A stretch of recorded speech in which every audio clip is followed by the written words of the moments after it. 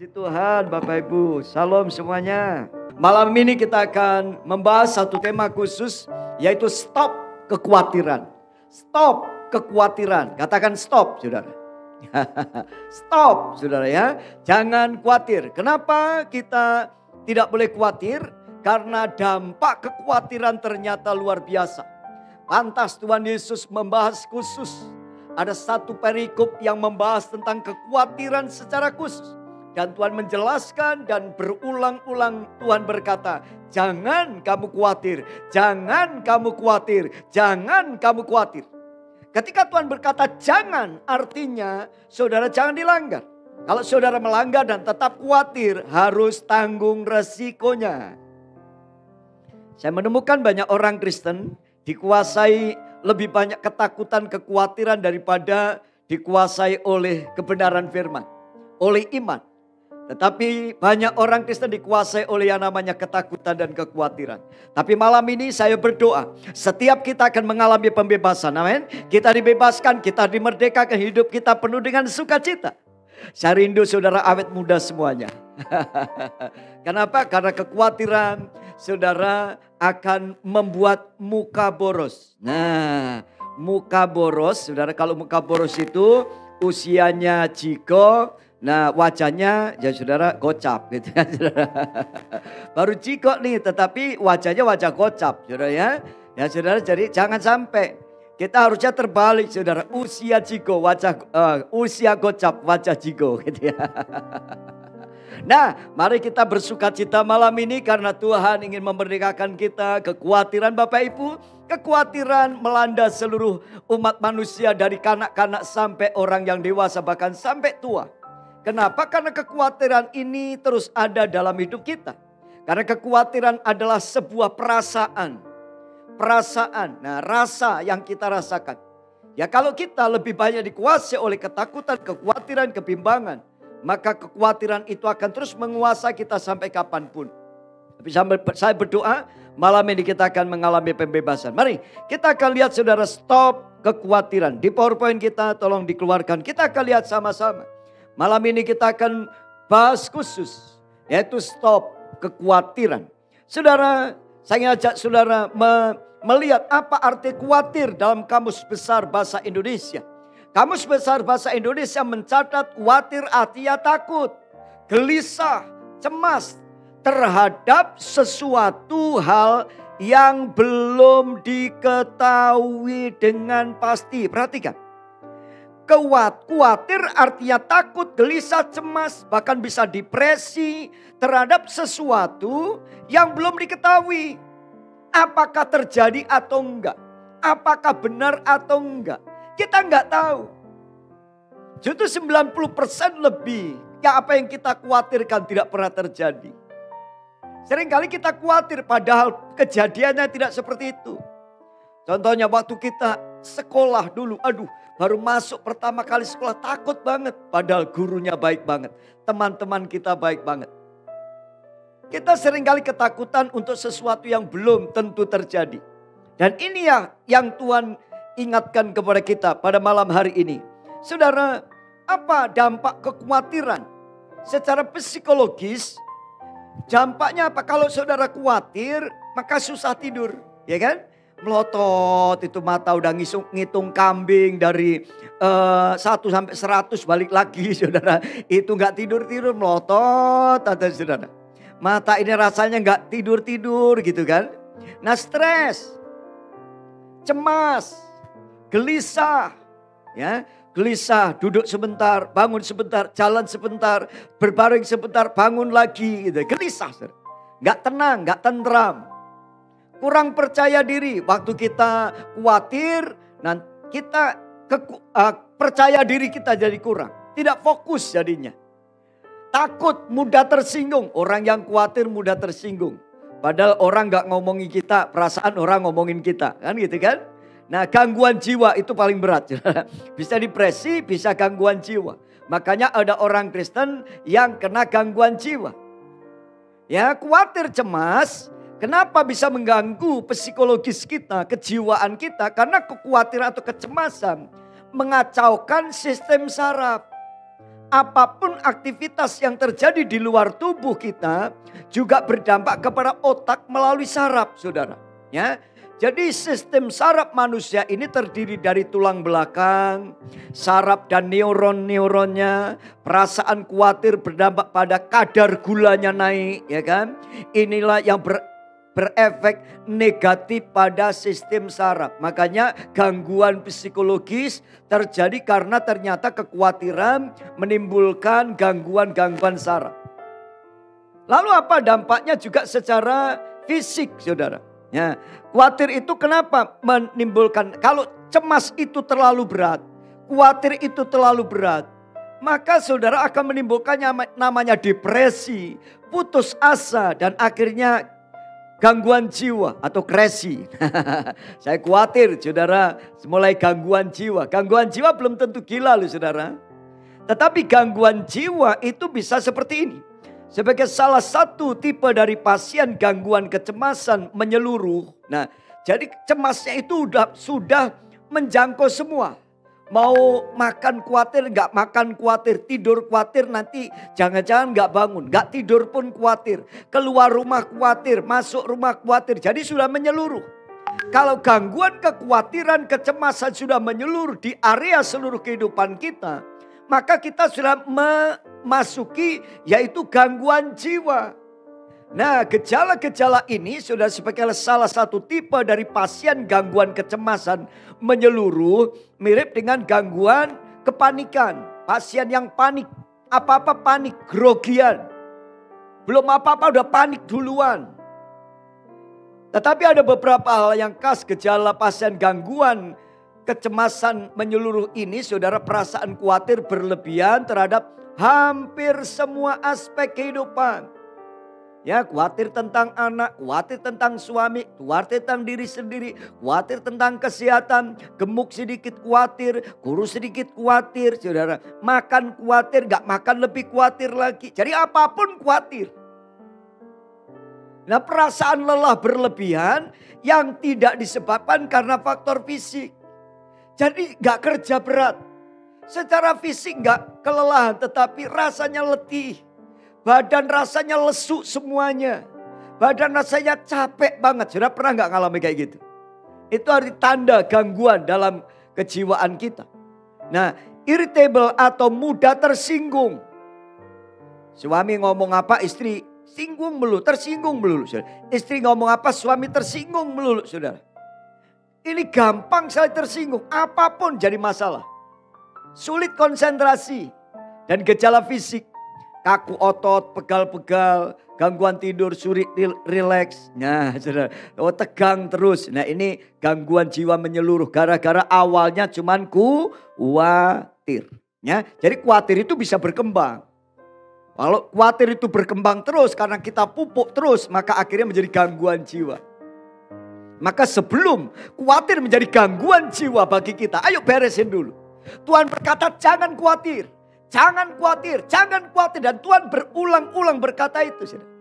Nah, selain gangguan secara psikologis, juga ada gangguan secara fisik. Ayo kita cek apakah penyakit kita disebabkan oleh khawatir. Nah, gangguan fisiknya itu nyeri otot, saudara ya, nyeri otot. Ada yang nyeri otot bukan karena asam urat, tetapi karena gangguan khawatir. Kesehatan jantung bisa keganggu. Gangguan pencernaan, penyebab sakit komplikasi. Nah, saudara, sakitnya komplit banget, saudara. Sakitnya tuh paket hemat, saudara ya. Ada ginjal, ada sakit jantung, ada diabetes, itu kumpul semua, saudara. Sehingga kita itu seperti apotek berjalan. Obat apapun ada di kantong kita. Saudara nggak mau begitu kan? Awalnya cuma khawatir. Tapi lama-lama kita jadi bisa sakit komplikasi. Nah, apa yang dikatakan bahwa kekhawatiran tidak hanya berdampak pada kesehatan mental, tetapi fisik juga. Berada dalam situasi yang membuat cemas tentu berpengaruh pada pikiran, hormon, dan juga metabolisme. Nah, ini saudara harus hati-hati. Nah, saudara nyeri otot. Nyeri otot kenapa kok saya bisa nyeri otot, Pak? Saudara, rasa khawatir yang juga berakibat pada peningkatan hormon stres, kortisol yang menyebabkan ketegangan pada otot. Inilah yang nantinya akan menjadi penyebab dari sakit punggung. Nah, tolong ya, yang katanya uratnya kejepit. Nah, mungkin karena khawatir awalnya. Ya, bertobat dulu nih, sukacita dulu. Hati yang gembira adalah obat. Amin, saudara. Ini yang sakit punggung, yang sakit kepala, migrain melulu. Udah minum Panadol yang warna hijau, warna kuning, merah, saudara. Double ya. Panadol gak mempan lagi, kenapa? Karena khawatir padahal. Kekhawatiran akan membuat kita mengalami kondisi seperti itu. Nah, makanya Tuhan serius dengan kekhawatiran ini. Juga kekhawatiran mengganggu kesehatan jantung, saudara.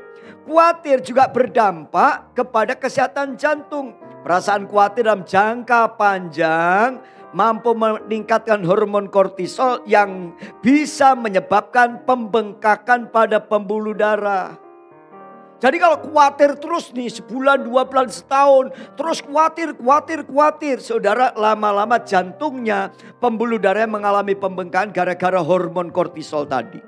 Nah, juga saudara, masalah pencernaan. Kenapa sakit mah? Saya sakit mah, pencernaan. Buang-buang air terus. Tiba-tiba karena stres. Maka saudara buang-buang air. Perasaan khawatir akan berdampak pada sistem saraf yang nantinya bisa mempengaruhi kerja saluran pencernaan. Perhatikan. Itulah kenapa ada banyak yang sering merasakan mulas pada saat dia cemas dan khawatir. Ya, kadang-kadang pendeta juga bisa khawatir. Khawatir sih wajar, tapi khawatir terus itu yang bahaya. Kadang-kadang kalau kita udah mau khotbah, gak ketemu ayat, saudara. Ini udah jam 12 malam nih, udah jam 1 malam nih. Aduh, besok khotbah apa nih, bisa khawatir, saudara. Akhirnya sakit perut pagi-pagi, saudara. Nah, itu khawatir karena apa? Karena kondisi khawatir mempengaruhi pencernaan. Selain itu, rasa cemas dan khawatir juga berpengaruh pada sirkulasi darah dalam tubuh. Nah, sebaiknya kita fokus menjaga kesehatan dan mengurangi rasa khawatir yang berlebihan. Kalau belum, stop khawatir. Katakan, stop khawatir. Tengok kanan kiri, stop khawatir Pak, stop khawatir Ma, ya. Stop khawatir, jangan khawatir terus, saudara. Nah, juga munculnya komplikasi. Dampak pertama dari kekhawatiran adalah gangguan tidur. Nah, kalau orang kurang tidur, lama-lama rasa khawatir menerjang, tentu kita akan sulit memejamkan mata. Dampak lanjutannya adalah ketidakseimbangan hormon dan kenaikan kadar gula darah. Inilah yang menyebabkan banyak komplikasi seperti diabetes, risiko stroke, masalah ginjal dan sebagainya. Makanya saya bersyukur tuh punya teman-teman suka tidur.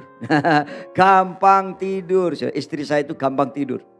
Kalau naik mobil ke puncak, baru sampai ke Bogor itu sudah, sudah masuk alam roh. Makanya beliau sehat, dia sehat. Pak Yansen ya begitu, saudara. Bu Yansen bilang, itu bapak itu gampang tidur, saudara. Wah, mau tidur aja, saudara. Mau capek tidur, saudara. Makanya sehat, ya. Orang yang susah tidur berbahaya. Nah, saudara, apa yang menyebabkan kekhawatiran itu, saudara? Kekhawatiran adalah perasaan. Dalam diri kita ada rasa, ada pikiran, ada kehendak. Perasaan ini gampang terpengaruh. Jadi perasaan kita itu sebenarnya netral. Gampang sekali dipengaruhi. Ketika teman kita tertawa, maka kita tertawa. Coba saudara ketemu orang di jalan. Saudara, orang di jalan itu senyum aja. Saudara ikut senyum, ya kan? Nah, kenapa? Sebenarnya perasaan kita itu mudah sekali terpengaruh. Makanya kita diajak nyanyi, memuji Tuhan. Lagu yang membangkitkan iman. Jangan kamu khawatir, burung di udara dia pelihara. Jangan kamu khawatir, bunga di padang dia hiasi. Waktu kita nyanyi seperti itu, maka jiwa kita ini kekhawatiran akan hilang. Tetapi kalau kita khawatir terus, saudara, kita nyanyi, esok makan, sore tiada. Nah, saudara, esok makan, sore nggak ada. Mau makan apa? Nih khawatir. Darahnya langsung naik. Ya, saudara, harusnya jangan naikkan pujian. Kita akan melihat kebenaran firman. Apa dampak dari kekhawatiran dalam firman Tuhan? Khawatir akan menyusahkan kita sehingga kita kehilangan prioritas. Kita belajar dari Maria dan Marta. Satu kali Tuhan Yesus datang ke rumah Maria dan Marta. Waktu Yesus datang, maka Marta sibuk sekali. Sehingga Yesus katakan begini. Sedang Marta sibuk sekali melayani, ia mendekati Yesus dan berkata, Tuhan, tidakkah kau peduli bahwa saudaraku Maria membiarkan aku melayani seorang diri? Suruhlah dia membantu aku. Coba. Ketika Maria mulai sibuk, khawatir banyak hal, maka dia menyalahkan Maria, menyalahkan orang lain. Ayat 41, tetapi Tuhan Yesus menjawab. Tuhan Yesus enggak marahi Maria. Tetapi apa jawab Yesus? Tegur Marta. Marta, Marta, engkau khawatir dan menyusahkan diri dengan banyak perkara. Nah, saudara coba Anton, kau khawatir terus. Ya, gantilah Marta dengan nama kita. David, kau khawatir menyusahkan diri dengan banyak perkara. Nah, saudara kan? Oh, Maria, Marta, saudara ya. Nah, Eki. Nah, saudara, kau khawatir tentang banyak hal. Khawatir. Padahal Tuhan katakan begini, tetapi hanya satu saja. Tapi melayani diri sendiri. Gue khawatir nanti ditegur kalau telat. Gue khawatir ditegur kalau salah. Gue khawatir kalau penampilanmu gak hebat. Gue khawatir nanti kalau lagunya salah bagaimana. Kita khawatir terus semuanya. Saya gak khawatir, saudara. Apa yang saya khawatirkan? Ketika saya menyampaikan kebenaran ini, saya tahu. Saya menyadari bahwa hidup saya penuh banyak sekali masalah. Tapi saya belajar untuk tidak khawatir. Menyerahkan kepada Tuhan. Saya tahu prioritas, saudara. Dan prioritas itu penting. Kalau engkau tahu prioritas, maka engkau akan terbebas dari khawatir. Amin, saudara. Di tengah keadaan apapun, saudara tetap berkata, yes, aku harus tetap masak. Karena aku tahu suamiku sebentar lagi pulang. Walaupun rasanya aku khawatir banget. Tapi aku lebih baik menyenangkan suami daripada aku khawatir mikirin masalah ini dan itu. Jadi prioritasnya ada. Nah, saudara, Marta ditegur, tapi Maria memilih, yaitu Yesus nomor satu. Amin, saudara. Saya berdoa, saudara punya prioritas nomor satu siapa? Tuhan Yesus Kristus. Katakan amin. Nah, yang kedua, saudara, kekhawatiran itu menghambat pertumbuhan rohani. Saudara nggak bertumbuh jadi dewasa, tidak matang. Buahnya itu nggak matang. Kalau buah nggak matang, jadinya asam. Coba saudara petik mangga. Kemarin istri saya baru ngobrol sama kakak ipar. Ngobrol tentang buah pepaya. Cerita pepaya, ini kok pepaya rasanya aneh ya. Kok nggak manis, anyep atau ya nggak enak gitu kan. Lalu saudara si ibu cerita. Iya tuh kemarin kalau papi ambil dari kebun tuh manis banget, walaupun kecil manis. Ini pepaya ini kok enggak manis. Kenapa? Karena pepaya yang saudara beli itu bukan pepaya yang matang di pohon. Tapi pepaya yang dipaksa matang. Saudara ya, sehingga rasanya enggak enak. Nah, lihat nih. Banyak orang Kristen terpaksa matangnya. Matang kelihatan dari luar matang, tapi dalamnya asam. Maka Lukas 8 ayat 14 dikatakan, yang jatuh dalam semak duri ialah orang yang telah mendengar firman itu dan dalam pertumbuhan selanjutnya mereka terhimpit oleh kekhawatiran dan kekayaan dan kenikmatan hidup sehingga mereka tidak menghasilkan buah yang matang. Kita nggak matang, kita nggak dewasa. Kita pelayanan tetapi setengah mateng saudara ya. Makanya bikin asem orang lain.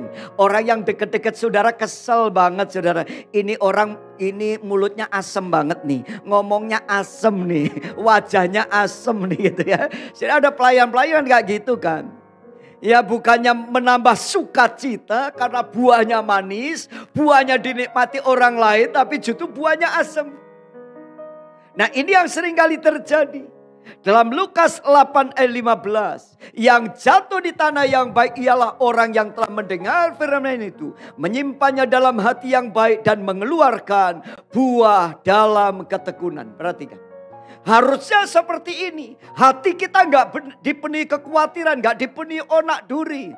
Tapi hati kita dipenuhi dengan sukacita ilahi. Amin saudara. Hati kita subur. Masalah boleh datang, tetapi tetap bersukacita. Tetap kekhawatiran itu adalah penyakit yang luar biasa. Tapi hari ini saya berdoa, hati kita penuh dengan sukacita. Amin. Hati kita penuh dengan sukacita. Sehingga kita dengan ketekunan firman yang ditabur tidak terhimpit oleh kekhawatiran. Tetapi bertumbuh. Kita pupuk dalam sukacita dan ketekunan. Akhirnya memperoleh buah yang matang. 30 kali ganda, 60 kali ganda, dan 100 kali ganda. Saya berdoa setiap kita jadi orang Kristen yang dewasa. Buahnya manis, dinikmati oleh banyak orang. Amin. Saya berikan tepuk tangan buat Tuhan Yesus. Haleluya. Dan yang terakhir, yang ketiga, khawatir itu sia-sia saudara. Gak ada gunanya apa-apa. Justru bukan mengurangi beban, malah nambahin beban. Padahal kekhawatiran itu belum tentu terjadi. Saudara khawatir A, khawatir B belum tentu terjadi. Khawatiran ini itu belum tentu terjadi. Lukas 12 ayat 25-26. Siapakah di antara kamu yang karena kekhawatiran dapat menambahkan sehasta saja pada jalan hidupnya? Jadi jikalau kamu tidak sanggup membuat barang yang paling kecil, mengapa kamu khawatir akan hal-hal yang lain? Ini Tuhan katakan. Kita itu gak bisa lakukan sesuatu pun dengan kekuatan kita khawatir. Tidak menambah sehasta dalam jalan hidup kita. Tidak nambah ya apa-apa, malah nambah sakit ya. Saudara mau nambah sehat atau nambah sakit? Kalau nambah sehat saudara lakukanlah, jangan khawatir. Amin saudara. Nah siapakah di antara kami yang karena kekuatan dapat menambah sehasta saja dalam jalan hidupnya saudara. Itu yang Tuhan mau. Kalau kita baca dalam Matius pasal 6, 25-24. Itu tentang kekhawatiran Yesus bahas. Tetapi kita nggak baca semuanya, tapi saya akan simpulkan dari pembacaan itu. Kalau Yesus katakan ayat 25 dikatakan, karena itu aku berkata kepadamu, janganlah kamu khawatir akan hidupmu, akan apa yang hendak kamu makan atau minum, dan janganlah khawatir pula akan tubuhmu, akan apa yang hendak kamu pakai. Bukankah hidup ini lebih penting daripada makanan dan tubuh ini lebih penting daripada pakaian? Lalu Tuhan katakan, pandanglah burung-burung di udara. Yang tidak menabur, yang tidak punya lumbung, tidak menuai, tetapi dipelihara oleh Tuhan. Lihat bunga bakung di padang, yang tidak memintal, tapi bunganya begitu bagus. Jika Tuhan katakan Salomo dalam kemegahannya tidak punya baju seindah bunga bakung. Saudara, jadi apa yang Tuhan mau? Saya simpulkan pada ayat-ayat ini tentang khawatir. Apa yang sering dikhawatirkan manusia? Pertama, hal hidup. Hidup atau mati itu di tangan Tuhan, gak usah dipusingkan. Amin saudara. Hidup kita bergantung kepada Tuhan. Makan dan minum kita khawatirkan, gak usah khawatir. Burung aja gak punya ladang, gak punya lumbung makan. Pakaian juga begitu, gak usah khawatir. Toh sampai hari kita masih punya pakaian. Tentang tubuh kita, gemuk dikit khawatir, kurus dikit khawatir. Oh sudah umur 50 semakin nanti kalau tua gimana? Gak usah khawatir. Sehat atau tidak, sehat atau sakit, tetap muliakan Tuhan dalam hidupmu. Amin saudara. Kalau segala sesuatu diizinkan untuk mendatangkan kebaikan. Kuasa tentang hari esok, masa depan, gak usah khawatir. Masa depan ada di tangan Tuhan. Tuhan katakan jangan kamu khawatir tentang hari esok. Karena hari esok punya susah sendiri, punya senang sendiri. Amin saudara. Maka itu apa pesan Tuhan penting dalam hidup kita? Matius 6 ayat 31. Tuhan katakan begini. Mari kita baca sama-sama. Sebab itu janganlah kamu khawatir dan berkata, apakah yang akan kami makan? Apakah yang akan kami minum? Apakah yang akan kami pakai? Semua itu dicari bangsa-bangsa yang tidak mengenal Allah. Semua manusia yang tidak mengenal Allah mencari semua itu. Tetapi saudara sebagai anak Allah, apa yang Tuhan katakan? Akan tetapi Bapamu yang di surga tahu bahwa kamu memerlukan semua itu. Tuhan tahu saudara butuh makan. Tuhan tahu saudara butuh pakaian. Tuhan tahu saudara butuh kehidupan. Apa yang harus kita lakukan menjadi prioritas kita. Tetapi carilah dahulu kerajaan Allah dengan segala kebenarannya, maka semuanya itu akan ditambahkan kepadamu. kesusahan, janganlah kau khawatir akan hari besok. Karena hari besok banyak kesusahan sendiri. Kesusahan sendiri cukuplah untuk sehari. Saudara jangan khawatir. Nah, apa yang kau makan, kau minum, Tuhan sediakan itu. Katakan amin. Tuhan sediakan semua itu. Jangan khawatir. Pakaian, makanan, masa depan jangan khawatir. Masa depan anak-anakmu jangan khawatir. Berdoa. Cari Tuhan. Saya bersyukur. Mari Ibu Rina telepon kasih tahu. WA, Pak, puji Tuhan. Suara lulus cum laude. Didoakan dan puji Tuhan. Lulus cum laude. Berikan tepuk tangan dulu buat suara yang di Cipanas. Sudah. Cum laude, seringkali kita khawatir anak kita, tapi puji Tuhan.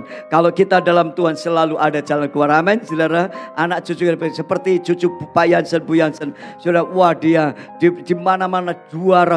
Nilainya A+, saudara. Karena apa? Didoakan dan percaya Tuhan. Amin, saudara. Maka itu apa pesan Tuhan yang terakhir dikatakan? Filipi 4 ayat 6 kita baca sama-sama.